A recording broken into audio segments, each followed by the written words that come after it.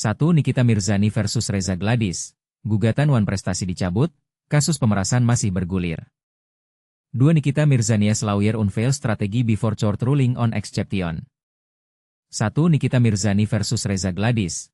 Gugatan Wan prestasi dicabut, kasus pemerasan masih bergulir.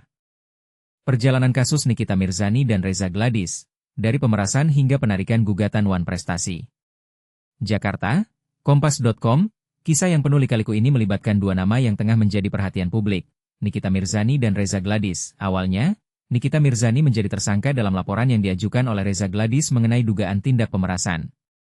Nikita Mirzani, yang akhirnya dinyatakan bersalah, saat ini tengah menghadapi proses hukum terkait kasus pemerasan tersebut.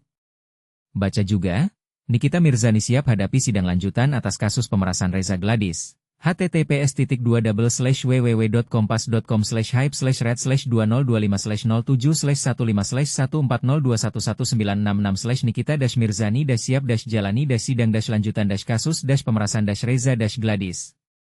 Tapi, di sini ada plot twist yang menarik. Sementara kasus pemerasan tersebut berjalan, Nikita Mirzani juga mengajukan gugatan terhadap Reza Gladys dengan tuduhan wan prestasi.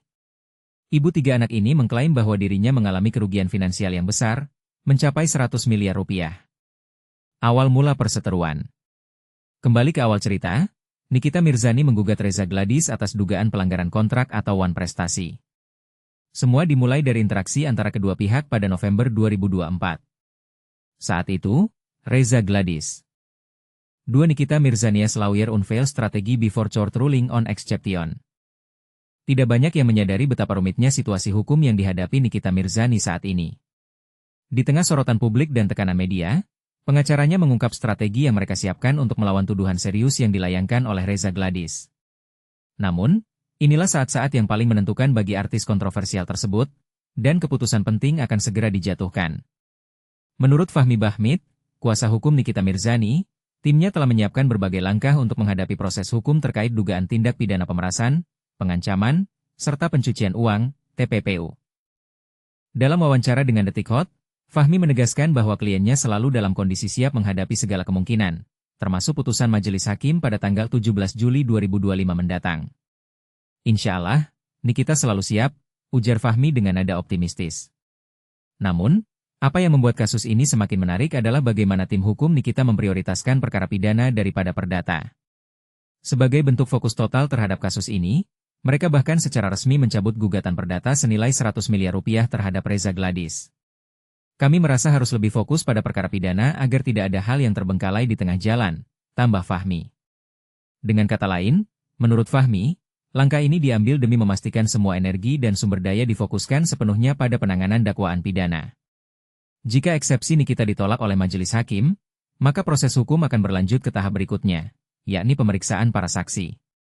Namun, bagaimana reaksi Nikita sendiri terhadap semua ini?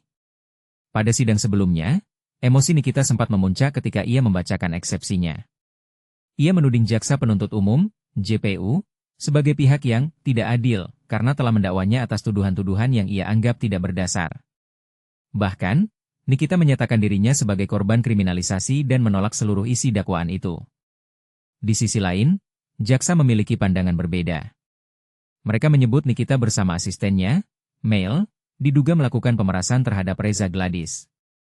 Tuduhan ini bermula dari komentar negatif yang disampaikan Nikita melalui asisten pribadinya mengenai produk kecantikan milik korban.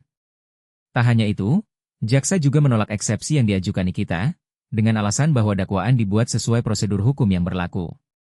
Apakah ini akhir cerita bagi Nikita Mirzani? Atau justru awal dari babak baru yang lebih rumit? Kasus ini menjadi salah satu contoh nyata bagaimana hukum bisa menjadi medan pertempuran antara dua versi kebenaran. Lalu, apakah Anda setuju dengan pendapat Nikita bahwa ia sedang dikriminalisasi? Atau justru mendukung argumen jaksa bahwa ada bukti kuat atas tuduhan yang diajukan? Dan ini adalah bagian yang paling menarik, di mana batas antara pembelaan diri dan pelanggaran hukum? Bagaimana masyarakat seharusnya menilai sosok seperti Nikita Mirzani, yang seringkali berada di pusaran kontroversi? Tinggalkan pendapat Anda di kolom komentar.